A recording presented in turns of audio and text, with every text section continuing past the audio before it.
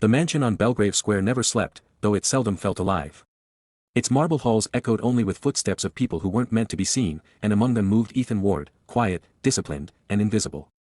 For 2 years, he had worked in that house, polishing the same stair rail, dusting the same portraits of strangers who smiled through the centuries, and folding the same white linen sheets that no one ever thanked him for. Ethan's world was a rhythm of silence. He rose before dawn, brewed the morning coffee, and moved through the rooms like a shadow.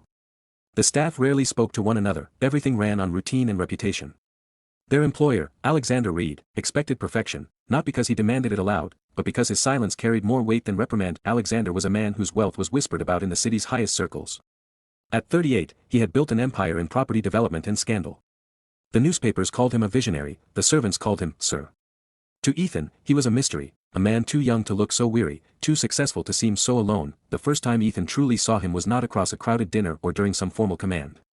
It was one quiet morning when Alexander entered the kitchen unannounced. The staff froze. No one ever came to the kitchen but Ethan, who was wiping down the counter, turned instinctively, startled. Alexander didn't scold him for the surprise, he only asked for coffee. His tone was even, almost polite, though his eyes betrayed exhaustion. Ethan poured the cup carefully, aware of every heartbeat. Alexander's gaze lingered, not in judgment, but curiosity, as if he'd never really looked at the people who worked for him before. "You're new?" he asked. "I've been here 2 years, sir," Ethan replied softly. Alexander nodded once, taking the cup. "Then you're reliable." That was all. A sentence that should have meant nothing, yet to Ethan it felt like a small crack in the marble, proof that his existence had been acknowledged. Days passed, but something subtle shifted. Ethan would feel Alexander's presence before he appeared, the faint scent of his cologne, the rustle of a tailored jacket, the echo of his polished shoes. Sometimes Alexander would glance his way in the hallway, sometimes he would pause as if about to speak, only to walk past. Ethan never knew what to make of it, yet he couldn't stop noticing. Rumors trickled through the servants' quarters. They said Mr. Reed's wife, Catherine, spent most of her time abroad. Some whispered of arguments, others of infidelity, but in the house, no one dared mention her name. The master of the house carried his solitude like an accessory, elegant, deliberate, and cold. For Ethan, that loneliness became strangely familiar. He had known the ache of invisibility all his life, the quiet struggle of someone who belonged nowhere. Each time Alexander crossed his path, the ache deepened, not with fear but recognition.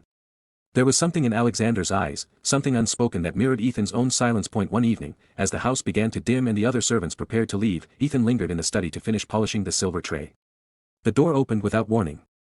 Alexander stepped in, no jacket, sleeves rolled, a glass of whiskey in hand. The faint light from the desk lamp cut across his face, revealing the fatigue that charm and money could never conceal. "I thought everyone had gone home," Alexander said. "I was just finishing, sir," Ethan replied, straightening instantly. Alexander nodded slowly, then set the glass down beside him. "You work late often." "Only when needed." He hesitated, as if testing the sound of silence between them. "Stay a while longer," Alexander said finally, not as an order but as a request. Ethan's breath caught, though he wasn't sure why.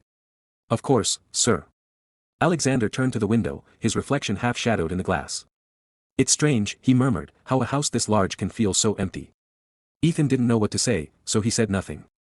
The ticking clock filled the space where words should have been. Alexander's voice softened. "You remind me that people still notice what matters." Ethan lowered his gaze, unsure whether to be grateful or afraid. Outside, the London rain began to fall, tapping against the tall windows like a secret knocking to be let in. Inside, the air felt suspended, a quiet understanding forming between a man who had everything and another who had nothing but the patience to listen. When Alexander finally dismissed him, the hour was late. Ethan stepped out into the wet night, the chill cutting through his uniform. Yet beneath the cold, he carried a strange warmth, the weight of being seen, if only for a moment, and though he tried to forget it, part of him knew that something had shifted, something neither of them would be able to undo. The days following that moment in the library felt different, as though the air itself had thickened between Ethan and Daniel. Neither spoke of the brush of hands, but silence carried its own language. Every time their eyes met, Ethan felt a pull, something unspoken drawing him closer, daring him to step across a line he had always sworn he would never cross. Daniel began appearing more frequently in his life. Sometimes he would slide into the seat beside Ethan in class, other times he would seek him out in the cafeteria, brushing off questions from others with casual ease. To anyone watching, it looked like friendship. But to Ethan, it was something more, an intimacy wrapped in ordinary moments, each encounter feeding the quiet storm that swelled inside him. One evening, after study group, Daniel suggested walking Ethan home. The streets were quiet, bathed in the dim glow of streetlights, the world around them hushed except for the soft rhythm of their footsteps. Their conversation meandered, light at first, until Daniel asked a question that stopped Ethan's breath. Do you ever feel like you're hiding who you are? Ethan hesitated, his throat tight, unsure if the words he longed to say would betray him. Daniel's gaze lingered, patient yet searching, and in that look Ethan recognized something terrifyingly familiar: recognition. For the first time, he felt seen, not for the mask he wore, but for the truth he had buried. That he nodded, unable to say more, and Daniel's slight smile in return was enough to send a tremor through him. That night, Ethan lay awake replaying the exchange, every detail magnified, until the truth was undeniable. Daniel understood, their connection deepened in subtle, dangerous ways. Daniel began confiding in Ethan, speaking of frustrations, dreams, and even the strains of his relationship with Liam. Ethan listened, torn between sympathy and selfish relief, each confession widening the space where desire could grow. He knew it was wrong to take comfort in Daniel's doubts, yet he clung to them, desperate for anything that made his feelings less impossible. The turning point arrived on a rainy afternoon. Ethan had stayed late at the library, and as he stepped outside, the downpour caught him unprepared. Daniel appeared from nowhere, umbrella in hand, laughing as he pulled Ethan under its shelter. They walked pressed close, shoulders brushing, their laughter swallowed by the storm. When the rain grew heavier, they ducked beneath a nearby awning, water dripping from their hair, their breaths coming fast. Ethan looked at Daniel, and Daniel looked back. The world narrowed to that single instant. There were no words, no explanations, just the inevitable. Daniel leaned closer, and before Ethan could think to resist, their lips met. That it was brief, almost tentative, yet it carried the weight of every unspoken longing, every restless night, every moment of restraint. Ethan's heart pounded, his mind screaming of betrayal, of Liam, of consequences, yet his body betrayed him with its hunger for more. When they pulled apart, silence returned, heavy and charged. Daniel's expression flickered between conflict and desire, but he didn't step away. Instead, he whispered, "We shouldn't, but I can't stop thinking about you." Ethan's breath caught. Those words, forbidden as they were, felt like a lifeline he had waited his whole life to hear. And yet, beneath the thrill, guilt coiled tight in his chest. From that moment forward, secrecy became their language. They found excuses to meet, study sessions that lasted too long, walks that strayed off familiar paths, moments stolen in shadows where no one else could see. Each touch, each kiss, carried both exhilaration and dread.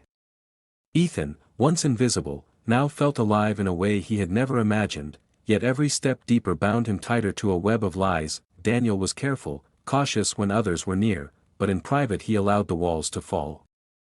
Ethan discovered a tenderness in him that felt intoxicating, a vulnerability hidden beneath his confident exterior. Yet, always, the shadow of Liam lingered. The thought of him waiting, trusting, loving without suspicion, gnawed at Ethan, even as he surrendered to moments that felt too precious to resist. With every meeting, Ethan's transformation grew sharper. He was no longer simply the shy boy on the margins, he was bold in stolen moments, daring enough to risk heartbreak for fleeting happiness. But with boldness came a mounting fear. How long could they continue before someone noticed?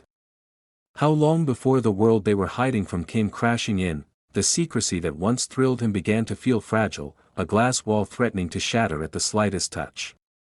Yet when Daniel reached for his hand in those hidden hours, Ethan pushed the fear aside. He chose desire, even knowing it carried a cost he was not yet prepared to face, and so the line was crossed, not once, but many times, until the boundary between right and wrong blurred into something Ethan no longer dared to define. What had begun as a quiet admiration had become a dangerous truth, one that would not remain hidden forever. The mansion grew quieter with each passing day, as though the walls themselves had begun keeping secrets. What had started as conversation now lived in glances, pauses, and moments that lingered too long. Ethan tried to convince himself that nothing had changed, that he remained just a servant, but every time Alexander spoke his name, the illusion crumbled. They were careful. Too careful. When other servants entered the room, their distance returned instantly, as if nothing bound them but routine. Yet in private, the air between them carried the pulse of something unspoken. Ethan felt it in the way Alexander's voice softened when they spoke alone, or how his gaze lingered when no one was watching. Rumors began to stir among the staff. The head butler, Mr. Caro, noticed that Alexander's schedule had shifted, longer hours in the study, unexpected late-night meetings, and a new habit of summoning Ethan for minor tasks that could have been done by anyone. The whispers were faint but poisonous. Ethan heard them and said nothing. Silence was both his defense and his guilt point. One morning, as sunlight poured through the tall windows, Alexander called Ethan to the conservatory.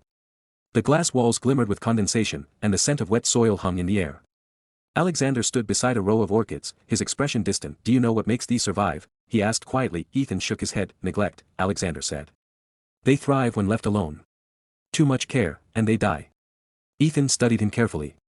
"Are you talking about the flowers, sir?" A faint smile touched Alexander's lips. "Not entirely." He turned away, hands sliding into his pockets. The gesture was casual, but his voice was not. "I've made mistakes, Ethan. Too many. I built my life on deals and signatures, thinking I could buy peace the way I bought everything else. But it doesn't work that way." Ethan wanted to comfort him, but every word felt dangerous. "You don't have to explain yourself to me, sir." "Perhaps not," Alexander said softly, "but I want to." The confession ended there. He didn't elaborate, and Ethan didn't ask. Yet something in that exchange shifted the balance again. It wasn't a declaration, not even an invitation, it was trust, offered quietly in a world where trust was rare. That evening, Catherine Reed returned. Her arrival was abrupt, her presence sharp enough to slice through the fragile stillness of the house. She was elegant, composed, and cold, her beauty the kind that demanded distance. The servants hurried to accommodate her, but the tension she brought with her could not be hidden. Ethan saw the change in Alexander immediately. The confident man grew cautious, withdrawn. Their brief, private moments vanished under Catherine's watchful presence. Still, Ethan could feel Alexander's eyes on him when she wasn't looking, fleeting glances heavy with things neither could say. Catherine noticed. Wives always notice. One afternoon, she entered the study unexpectedly, finding Alexander and Ethan mid-conversation. Nothing inappropriate passed between them, but her expression said otherwise. "Ethan," she said, her voice smooth but laced with disdain, "you seem unusually attentive to my husband. Tell me, is that part of your duties?" Ethan froze. Alexander's composure faltered for the briefest second before he stepped forward. "That's enough, Catherine.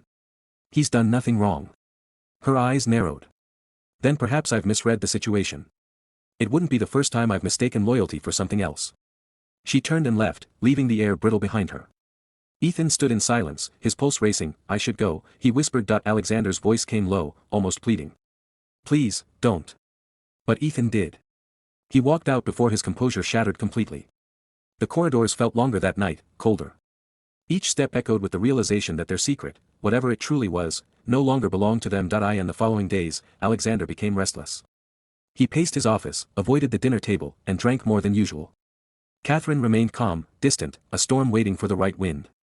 Ethan avoided both of them, burying himself in chores until exhaustion replaced thought, and yet, every time he passed the study door, he felt that familiar pull, a gravity that defied reason. The secret they shared had turned from comfort to curse, from connection to consequence. Late one evening, as Ethan prepared to leave, a folded piece of paper appeared beneath his tray. In Alexander's neat handwriting, it read, "We need to talk. One last time." Ethan's heart pounded. The note trembled slightly in his hand. He knew what awaited him was not peace but reckoning. Still, he couldn't bring himself to ignore it. Outside, the rain began again, steady and unrelenting, as if the sky itself refused to let their secret rest. The mansion was dark when Ethan returned to the study. Only a single lamp glowed on Alexander's desk, casting long shadows across the shelves. The rain outside fell harder now, a steady rhythm against the glass that seemed to count down the moments before everything would change. Alexander stood by the window, his reflection fractured in the glass. He didn't turn when Ethan entered. "I wasn't sure you'd come," he said quietly. "I shouldn't have," Ethan replied, closing the door behind him. "But you asked." Alexander faced him then, the weight of exhaustion and regret etched into his features. "I needed to explain, before everything unravels." Ethan waited, his chest tight. "Catherine knows," Alexander said finally. "She's too composed to say it outright, but I can see it in her eyes. She'll leave, and she'll take everything that still bears my name." He paused, his voice trembling for the first time. "And I don't blame her." Ethan stepped forward, his instinct warring with fear. "You don't have to justify what happened, sir. Nothing really happened." Alexander looked at him sharply. "Didn't it?" The question cut through the room like a blade. There had been no confessions, no promises, no touch beyond what was allowed, yet they both knew that the betrayal had already taken root in the heart, not the body. Alexander exhaled heavily. "When I asked you to stay that first night, I wasn't seeking company. I was seeking to feel human again. You made me remember what honesty sounds like." Ethan's throat tightened. "And now?" Now I have to do what's right, Alexander said, his voice firm but breaking beneath restraint. For Catherine. For you. For whatever is left of my dignity. Ethan nodded slowly, though every part of him wanted to protest. You're ending this. It never began, Alexander murmured. That's the tragedy of it. A silence followed, thick, unbearable. The sound of rain filled it, seeping into every corner of the room. Ethan wanted to move closer, to say something that might make the ache fade, but reason held him back. Alexander turned to his desk and slid an envelope toward him. Your contract is concluded. You'll find a recommendation inside, and a check that should help you start anew. Ethan stared at the envelope as if it were a verdict. You're sending me away. I'm letting you go before this house swallows you whole, Alexander said softly. It already devoured me. Ethan's hands shook as he took the envelope. And what about you? I'll stay, Alexander replied, almost smiling. That's my punishment. The clock ticked between them, steady and cruel. Ethan wanted to hate him, to resent the man who had drawn him close only to cast him out, but all he could feel was a sorrow too deep for anger. At last, Alexander said, Ethan, thank you. For what? For seeing me. No one has, in years. Ethan met his gaze, his voice breaking. And you saw me, sir. Maybe that's why it hurts. Neither spoke again. Alexander stepped back as if distance could soften the finality of it all. Ethan hesitated at the door, the envelope cold in his hands. He turned once, memorizing the man framed by lamplight and rain, the man who had been both his undoing and his awakening. Goodbye, Alexander, he whispered, the name hung in the air like a confession. Alexander's eyes closed briefly, a silent acknowledgement. When Ethan left, the corridors felt endless. Each step echoed with memories that already felt like ghosts. He walked through the great hall one last time, past portraits of men who had lived and lost before him, and out into the night where the rain washed the warmth from his skin. By dawn, he was gone. Inside the mansion, Alexander remained by the window, watching the city wake beneath a veil of mist. Catherine would leave soon, and the house would grow emptier still. Yet for the first time in years, he felt something close to peace, not the peace of resolution, but of recognition that he had broken something that could never be repaired, yet in its fracture, he had seen himself clearly. And perhaps that was the price of a moment, the cost of a truth too real to survive. Outside, far beyond Belgrave Square, Ethan walked into a new morning carrying no possessions but one quiet certainty: love, in its purest form, isn't about possession. It's about awakening, and though their story had ended, its echo remained, two lives altered by a connection neither of them dared name, bound forever by the silence that had begun it.